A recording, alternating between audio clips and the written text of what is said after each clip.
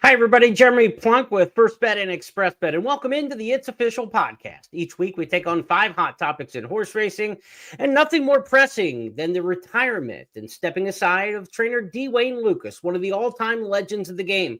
Over the next half hour or so, we're going to take a look back at the career, the life, and times of D. Wayne Lukas, and salute what he did not only in American quarter horse racing to start his career, but also in thoroughbred racing, where he became one of the absolute all-time legends of the game. The coach, D. Wayne Lukas, will be the focus of this week's It's Official podcast. Now, longtime podcast listeners know that we take on 5 topics in racing each and every week, so we'll keep the format similar this week, but certainly with a huge flavor of D. Wayne Lukas impact. Let's go to our first of 5 hot topics this week, as it is each and every week. It's the Goosebump Award, a race that gets you up out of your seat, gets you excited about the game of thoroughbred racing. And this one takes on special meaning this week as we talk about the 57-year career of D. Wayne Lukas. It was his final career stakes win back on April 19th at Oaklawn Park, and it had special meaning with Princess Alea, a grandson of the great filly Winning Colors, D. Wayne Lukas's 1988 Kentucky Derby winner. Princess Alea in an all-out drive coming to the top of the lane. She's tipping 4 wide. Miss Martini next as they wheel for the judge here. Far outside, Dare to Fly has taken a short lead from Anonyma, who's sticking to her from the inside. And Princess Alea is grinding away. Here she comes, Princess Alea down the center for Luis Saez. It's the granddaughter of Winning Colors for the coach, D. Wayne Lukas. Princess Alea, a Valley of the Vapors Stakes winner. Hall of Fame trainer D. Wayne Lukas, as Princess Alea captures the 3rd running of the Valley of the Vapors. A great ride by jockey Luis Saez, and very full circle, Wayne, as she is the granddaughter of Winning Colors. Yeah, that came to mind when she was at the 3/8 pole. I even said to my wife, Lori, I said, I hope that she remembers grandmother right now, because I knew we had to make a run at it like that. But it was really pretty when she got in clear.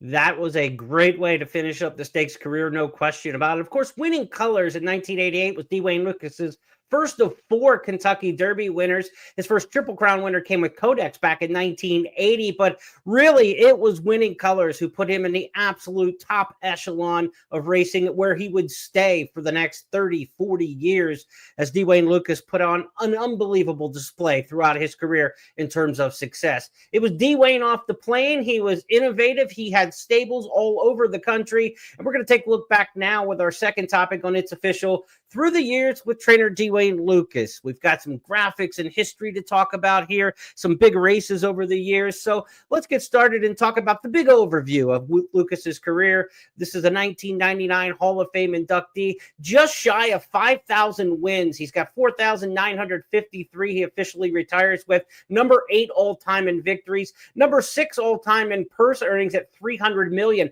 He was the first trainer ever to hit the 100 million mark, the first trainer ever to hit the 200 million mark, and was the all-time leader for several years until being passed in recent years with the increase in purse money and modern training. Some of the trainers today, if Lukas could have won purses at today's level back in the 80s and 90s, he may have put a mark out there that nobody would eclipse, but still number 6 all-time in career earnings with purses. 4 Kentucky Derbies, 4 Belmonts, 7 Preakness Stakes wins, 15 Triple Crown winners for trainer D. Wayne Lukas, and a career that just is second to none. You think Sonny Jim Fitzsimmons, you think Bob Baffert, you think Wayne Lukas when you talk about the proliferation of victories in the Triple Crown Series. His 20 Breeders' Cup victories are tied for the most all time, even though he hasn't won a Breeders' Cup race over the last 12, 13 years of his career. Aidan O'Brien now tied with him with 20 victories, will probably soon pass him, but D. Wayne Lukas with 20 Breeders' Cup wins still ranks number 1 all time, and 4 times he was voted the Eclipse Award winner as the top trainer in the country. Some other career notes about D. Wayne Lukas. Let's go back and start 1968, when he began his training career with American quarter horses back in South Dakota. The Rice family famously started the careers of many Midwestern trainers back in the day. D. Wayne Lukas not also one of those, and got started with the American quarter horses in 1968. He moved from the Midwest to the West Coast in 1972 to go to California, where he became the top trainer in American quarter horse racing based at Los Alamitos. He trained the great Dash for Cash, 1976 and 77 world champion. In fact, when Lukas was asked who was the best horse you ever trained, It wasn't the thoroughbreds. It was the world quarter horse champion Dash for Cash that he said was the greatest racehorse that he ever trained. He switched to thoroughbreds in 1977 and full-time went thoroughbreds in 1978 at Santa Anita. A couple years later, he was on the Triple Crown Trail and winning with Codex in the 1980 Preakness, famously or infamously with that trouble at the top of the stretch with the Kentucky Derby winning filly Genuine Risk that year. Angel Cordero took the brunt of it, but Lukas became kind of one of the black hatters and the bad guys early in his career, and he'd actually wear that moniker with some bit of pride over the course of the years before softening up later in his age. 1985, he won his first two Breeders' Cup races that year. That was the second year of the Breeders' Cup in 1985. He won two in the juvenile ranks that year, juvenile fillies, I believe, in the distaff. He ended up winning 20 Breeders' Cup races, as we mentioned. He got his first Kentucky Derby win in 1988. So, again, you talk about a guy who started training thoroughbreds full-time in 1978. 10 years it took him to win his first Kentucky Derby. He did so with winning colors. One of the great accomplishments that Lukas had from 1994 to 1996 was when he won 6 consecutive Triple Crown races. I think this is one of the most untouchable records in all of thoroughbred racing. You talk about the Belmont Stakes time of Secretariat and the win margin. That seems rather untouchable. 5 straight Belmont Stakes for Woody Stevens. That seems like it could be untouchable. But 6 straight Triple Crown race wins from the same trainer, absolutely unbelievable. He did it with 4 different horses, if you recall, back from 1994 to 96. In 94, in the Preakness and Belmont, it was Tabasco Cat. Then he came back in 1995, won the Derby with the long shot Thunder Gulch. Probably his best 3-year-old that year was Timber Country. He would win the Preakness Stakes. And then it was Thunder Gulch again in the 1995 Belmont to give Lukas 5 straight wins in the Triple Crown. Turn the page to 1996, and it was a nose victory that year. Grindstone getting up in the final stride to beat Cavalier and run the win streak to 6. Unfortunately, Grindstone would come out of that race injured and not compete in the Preakness Stakes. That's where Lukas's 6 straight wins streak was snapped. Louis Couture's, trained by Nick Zito, won that day, but it didn't take Lukas long to get right back to the winner's circle in the Belmont. 3 weeks later after the Preakness Stakes, he won it with editor's note. So it was actually 7 out of 8 for Lukas, but 6 straight Triple Crown race wins. Again, I don't think we're going to see that streak broken anytime in our lifetimes and maybe ever. That seems like one of the untouchable records in thoroughbred racing. So Lukas, just the tremendous amount of success that he had. And when you go back into the 80s and the 90s, he was as big as it got in the 1980s and 90s. You know, we talk about winning colors being his first Kentucky Derby winner. How big was it the filly to win the Kentucky Derby that year for Lukas? Check this out. This is the cover of Sports Illustrated, May 14th, 1988. Michael Jordan in the playoffs, scoring over Brad Daugherty there. In the inset on the cover of Sports Illustrated, Red Roses for the Lady. That was winning colors, winning for Lukas, winning the Kentucky Derby, sharing the cover of Sports Illustrated with Michael Jordan. It was a big deal indeed. Now, in more modern times, Lukas continued to have some success. 1999, he almost won the Triple Crown with Charismatic. May have been his greatest training feat, turning a former claimer around, the horse who just got good right before the Derby and winning the Lexington. He ended up winning the Kentucky Derby and Preakness Stakes that year with Charismatic, of course, injured in the Belmont Stakes.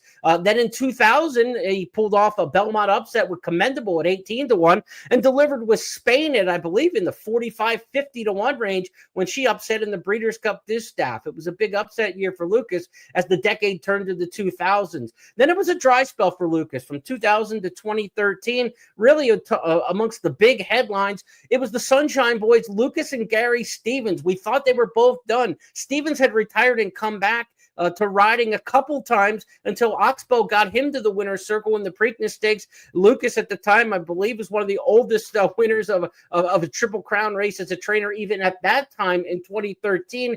And he pulled off the upset with Oxbow that year, coming off the defeat in the Kentucky Derby. They went wire to wire, the Sunshine Boys. That was really one of the more fulfilling times, I think, in Lukas's career. And I think that 2013 Oxbow year kind of really turned the corner for Lukas in terms of his public perception. Again, in the 80s and 90s, Lukas was kind of considered like I don't want to say the villain, but if you're talking in pro wrestling terms, he was not the good guy. He was definitely more of the heel, certainly with his adversarial relationship with the media and certainly with the public as well. Because when you go back and you think of when I got into the game, and we'll talk about this a little bit more, but in 1993 in Union City, who broke down in the Preakness Stakes, that same Sports Illustrated that was, putting Lucas's horse on the cover 5 years earlier, made him the man in the hot seat in their edition right after the Preakness Stakes in 1993 when Union City broke down and was euthanized. It was really a bad time for Lucas in some of those years in between, and he wasn't looked on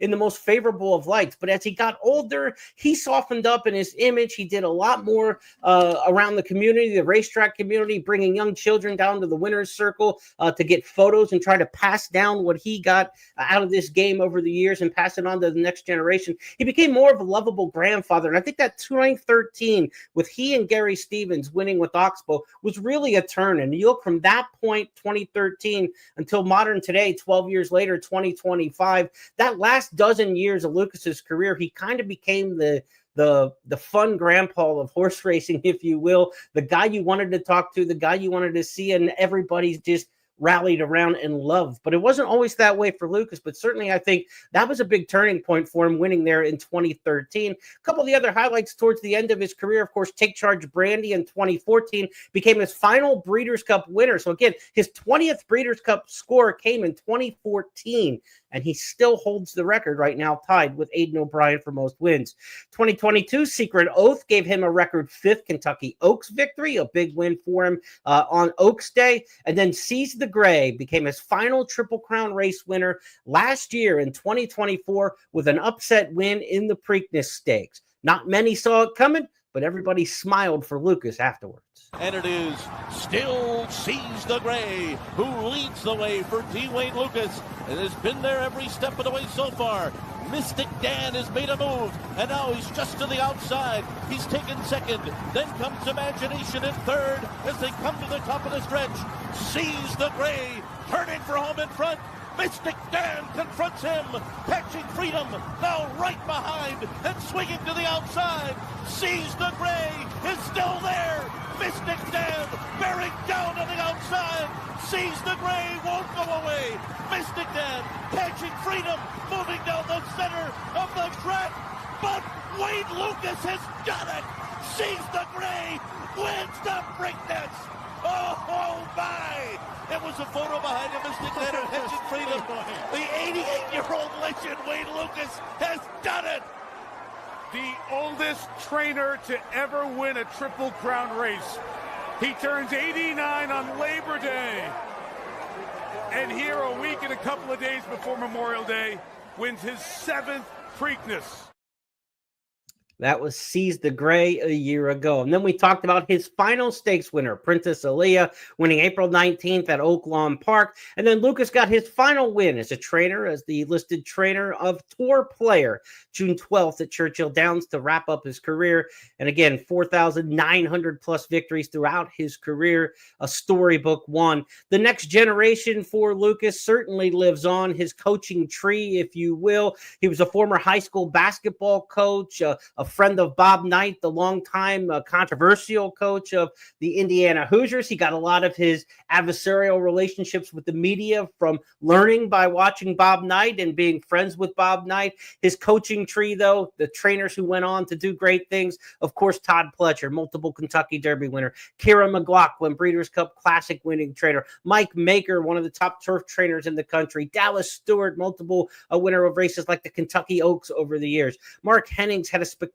career with grade 1 wins over the past 20, 30 years. George Weaver currently in the training shed row with some really good horses that he's had his hands on over the years. And then retired trainers like Randy Bradshaw, Bobby Barnett had big horses all around the country back in their time as well. And of course, his trainer, assistant trainer over the last 20 plus years, Sebastian Bass-Nickel, will take over the training of Lukas Enterprises. They had a succession plan in place for Lukas stepping down, and Sebastian Bass-Nickel will become the trainer of the Lukas horses, and those who stay with the Lukas program will be running now for Bass-Nickel from this point moving forward. So a very interesting training tree over the years. So many successful trainers that have also taken on kind of, some have and some haven't, Lucas's tact in terms of the Triple Crown and the Breeders' Cup being the big races. Of course, Todd Pletcher, Kieran McLaughlin in that mold for sure. But other trainers like Mike Maker, George Weaver have gone on to become really good turf trainers. And you think back in the early days of Lucas, I mean, his success, of course, has always been with the Triple Crown type horses, but he had a lot of turf success back in the day. He trained horses like Dynaform, who became one of the great turf sires. He had Steinlen, one of the best horses that he ever trained. So Lucas could get a turf horse back in the day, but that certainly wasn't his MO. Some of his assistant trainers obviously have had a lot more influence on their stables on the turf side than they did for their boss. But what a career D. Wayne Lukas had, not only in the shed row training some of the great athletes of the game, but also getting the future trainers of the sport a head start under his tutelage. So that's a look at some of the D. Wayne Lukas highlights through the years. Now, as we move on to our third topic this week on It's Official, I want to personalize it a little bit. I've had a chance to deal with Wayne Lukas a lot over the years. I mentioned in 1993 was the first time I met D. Wayne Lukas. I was part of a collegiate journalism sports journalism seminar team.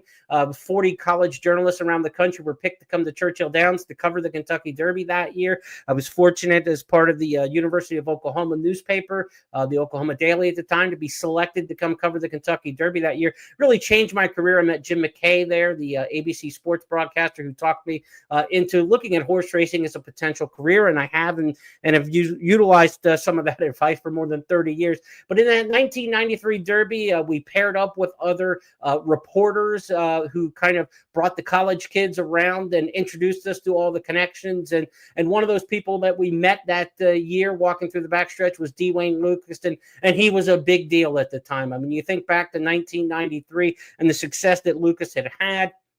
He was training for guys like MC Hammer at the time. I mean, MC Hammer at the top of the Billboard charts and really the idol of pop culture in the early 1990s. He had horses like Light and runners like that D. Wayne Lukas was his trainer. And so Lukas was so well known by everybody, even people who were kind of fringe sports people at the time, but certainly somebody like me who grew up as a horse racing fan. I mean, this was like a big deal to meet him. He was very intimidating at the time because he was just so well known, and he had that bit of an adversarial relationship with the media, but not at that time as much in 1993 when I met him before the Derby, because again, we talked about what happened with Union City in the 1993 Preakness a couple weeks later, and things really changed. The media turned on Lukas at that point, national media, and racing media too as well. And so there was a lot of tough interchanges back and forth. In 1994, I returned to Churchill Downs as an intern after I graduated from college. Then I did an internship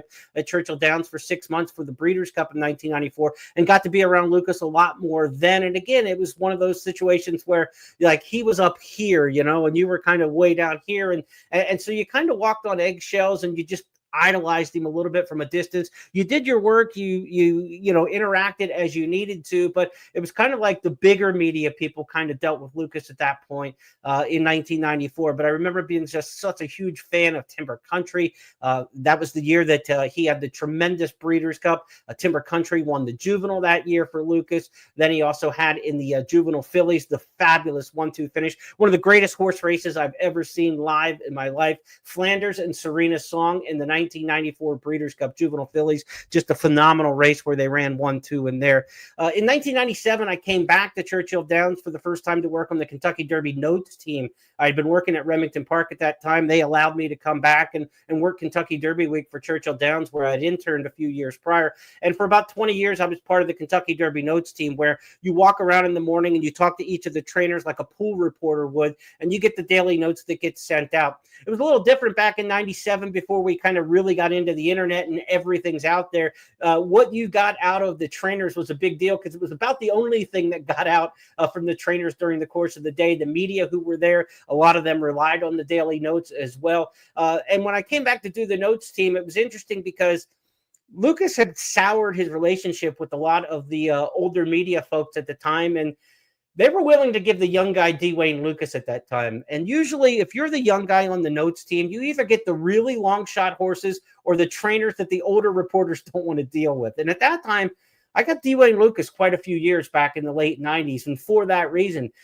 and after a while, it kind of broke the ice, and I start to feel a little bit more comfortable around covering him. He was no more like an idol as I got a little bit older and got to know him a little bit better. You know, it was more of a work professional relationship with him. And it really kind of turned for me back in 2005. I was the notes player or the notes team member who had Consolidator that year for the Kentucky Derby. And Consolidator was the winner of the San Felipe in record time.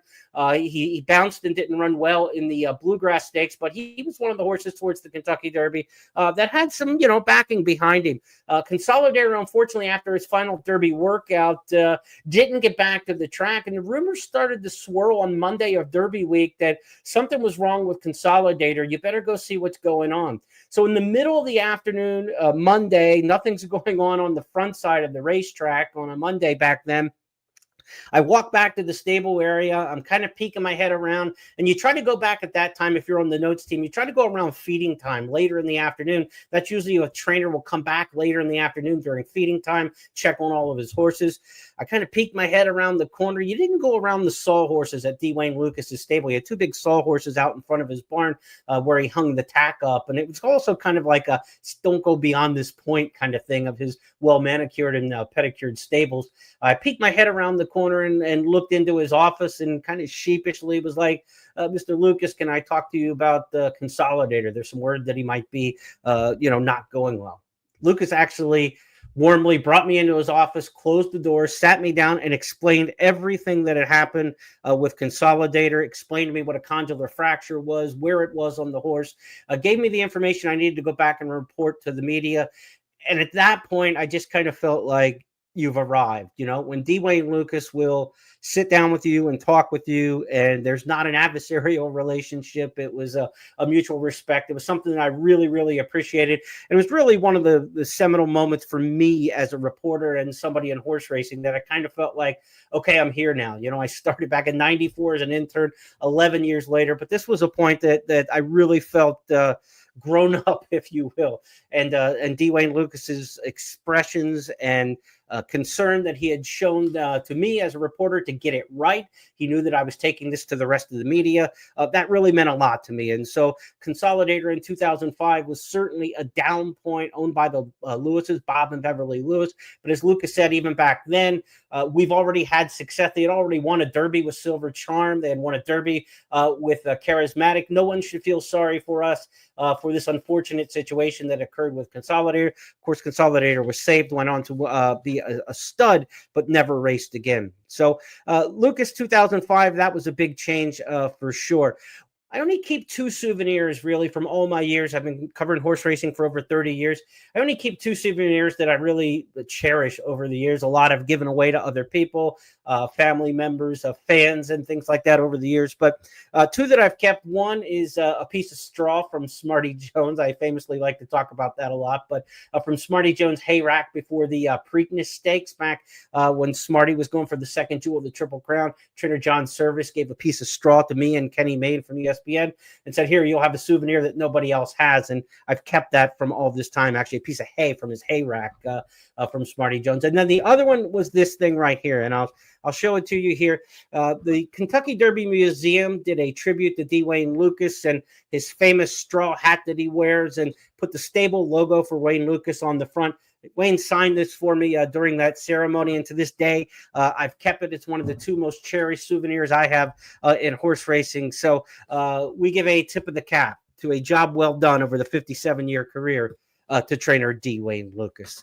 Again, I really enjoy how later in his career, he had softened that hard exterior and people got to see a different side of him than what it started out. When I started out in the early 90s to what I saw towards the end of my working career in terms of doing the daily notes. I stopped doing those in 2016, I believe was the final year that I did the Kentucky Derby notes. And even since then, just the lovable nature that Lucas has become over the last decade has just been phenomenal to see, and really a change for the better and something that everybody got to benefit from. We go to our fourth topic here as we go from my personal accounts to talking about when the teacher went back to school. This is another personal interaction where I got to work with Wayne Lucas.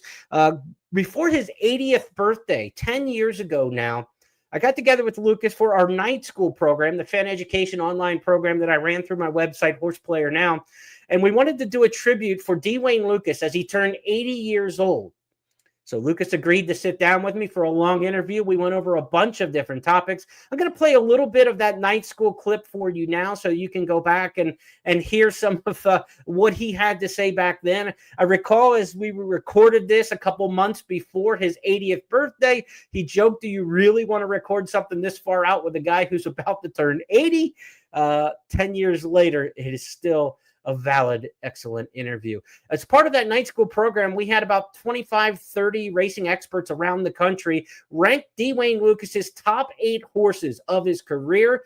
We'll start off this segment showing you the rundown and the highlights of the great 8 from the elite 8 runners of Dwayne Lukas's career, and then you'll hear from the man himself.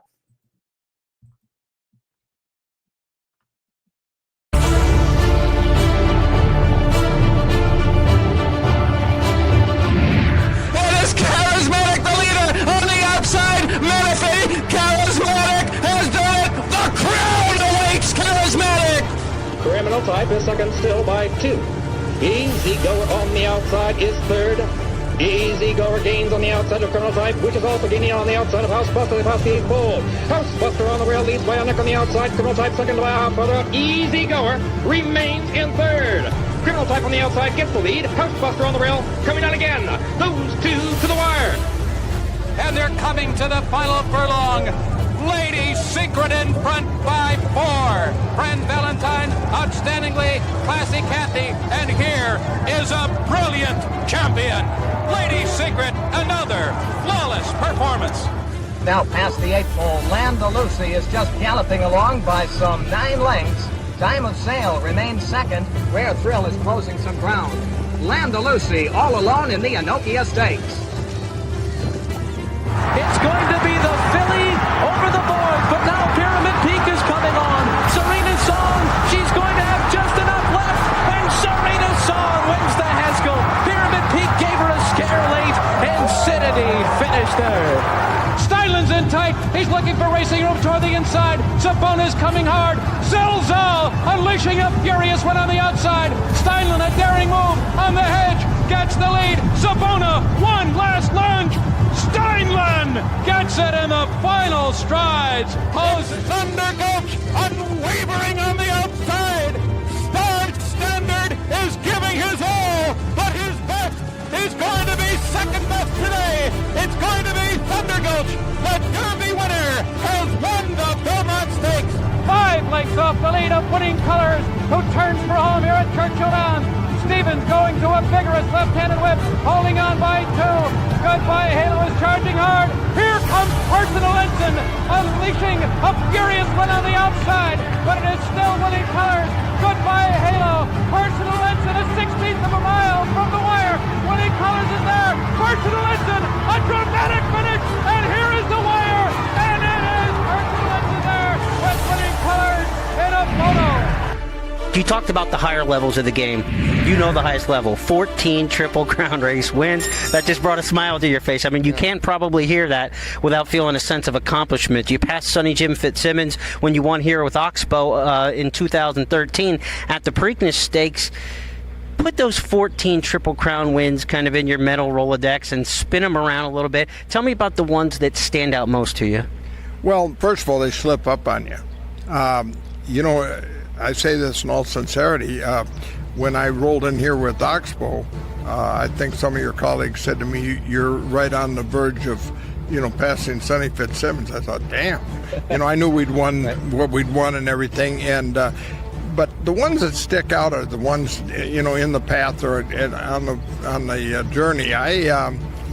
I think all of the derbies are important. Those Breeders' Cups, some of those are a blur. We got 20 Breeders' Cup wins, and some of those are a blur.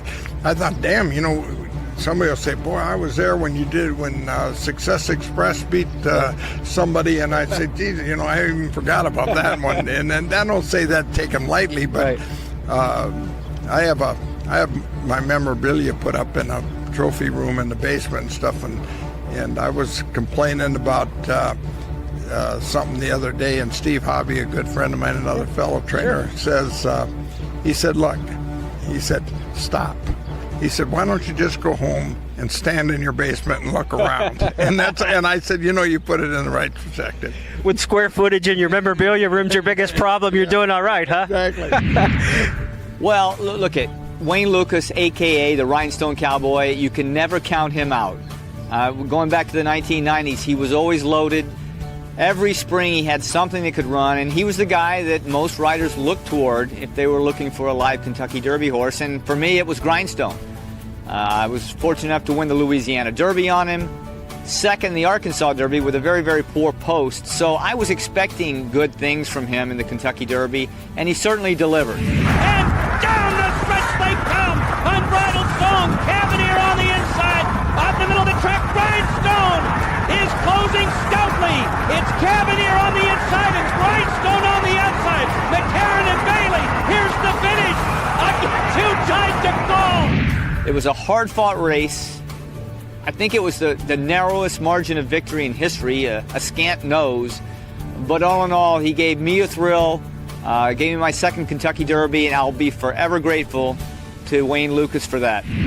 Give me a little secret of your health. I mean, here, 80 years old. You've got as much moxie as anybody in the game. I mean, the balls to say things, stand your course, run horses in races where you think they fit. But yet, your health is great. You're on horseback most mornings, every morning. And how do you do it? I mean, is there some wheatgrass you're drinking, or what's the deal? I eat all junk food. All of my favorite restaurants have a box that says "Drive up, please," and I get up every day at 3:30, no matter where I am. I don't ever take a day off. I'm a horse trainer. I flirted with the idea of trying to do something like that, take a day off and everything. I've only missed a few days in probably 10 years, and most of them are because some event I couldn't change or a speaking engagement out of town. But I get up. I really don't have a very good diet. I got to be honest with you. I was telling Bob Costas he said, what do you eat every day? And I told him, he said, holy moly. He said, we can't publicize that. We got health shows. But anyhow, I get out and I ride every day. I've never drank and never smoked. And so I think that helps a little bit. And probably I better give a little credit to my mother. The gene pool, I think, is very good. She was 94 and my dad was late. Yeah, right at 90. So, I don't know. That's something you can't really put your finger on. And I always say at the end of my speeches, live every day as if it's your last, because one day you'll be right. Wise words to live by there. Hard to believe it's been 10 years since that interview. I think Wayne aged better than I did. Looking back over those last 10 years. One thing we have in common, eating habits, apparently. So keep that something that that you'll think back on Wayne Lukas. There was no wheatgrass in the magical health plan there, just good genes, according to him, with his mother and father. Okay, let's talk about our fifth and final topic this week on the It's Official podcast. We'd like to wrap up the podcast each day with a Stars of Tomorrow, a horse who recently won a maiden or allowance race. You may not know this horse yet, but you might be talking about him down the road.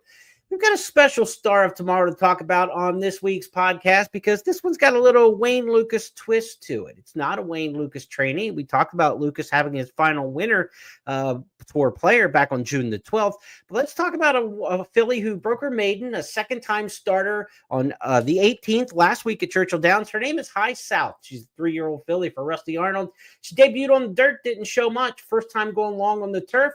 Things got much better for her. We'll tell you why she's significant in just a minute. Rolls off the turn, 3 in front now. High South comes off the rail, putting in a run. Scarletta Carpetta coming through toward the rail. She's third. Furlong to go. Tap the Champagne, trying to tough it out. High South leveling off and coming after her. Scarletta Carpetta third. 16th pole. Tap the Champagne, short lead. High South surges in time. High South has as much Wayne Lukas pedigree as you could ask for. She's by Hightail, the colt that Lukas won, one of 2 editions that were ever run of the Breeders' Cup Juvenile Sprint. If you remember that back in 2012, Hightail, the winner for D. Wayne Lukas. The mare of this filly, High South, is named Southern Dynamo. She was trained by You guessed it, Dwayne Lukas. And of course, Southern Dynamo by Dynaformer, one of the top producing turf sires of the last 20, 30 years. And Dynaformer, as we mentioned earlier in the podcast, trained by none other than Dwayne Lukas. Plenty of Lukas pedigree up and down the gene pool for High South. Maybe one to watch moving forward, our star of tomorrow. Let's review the 5 topics this week on It's Official. Our Goosebump Award look back at the final stakes winner of the career of Dwayne Lukas, Princess Alea, winner of the Valley of the Vapors Stakes at Oaklawn Park. We talked about Lucas's career through the years, all the records, all the accolades and everything that went, the highs, the lows, his interactions with the media, his interactions with the public, how that got better over the years. My personal interactions going back through growing up in the game and learning from Dwayne Lukas throughout the course of the years. We talked about our night school program that we had Lukas featured before his 80th birthday a decade ago, and got to look back at some of that interview. You can watch the entire interview with Dwayne Lukas on the night school program from our YouTube channel. Still archive that. Go to the Horse Player Now on YouTube and search out that night school program with Dwayne Lukas. And our star of tomorrow was High South, 3-year-old filly trained by Rusty Arnold, second-time starter, winning first time on the grass last week at Churchill Downs. She's got a pedigree that was Dwayne Lukas influenced, top and bottom. Those 5 topics are now official because Jeff Siegel and I say so. That's how we play the game here on It's Official. We're hoping to have our good friend Jeff back. He, like Lukas, dealing with some serious health issues here in 2025. We certainly wish the best for him. Send your thoughts and prayers out not only for Lukas, but for Siegel as well. And we hope to see you back here a week from now as we continue on the It's Official podcast. I'll be back on Friday to handicap some weekend stakes races on the First Call podcast. Special guest this week will be Brian W. Spencer. Will be back with me on a podcast. First time with Spence in a long time. He'll be handicapping some races, including Stephen Foster weekend at Churchill Downs. So be sure to join us on Friday for that. On behalf of everybody with First Bet and Express Bet, a salute to the career of Dwayne Lukas. I'm Jeremy Plonk. Have a great day.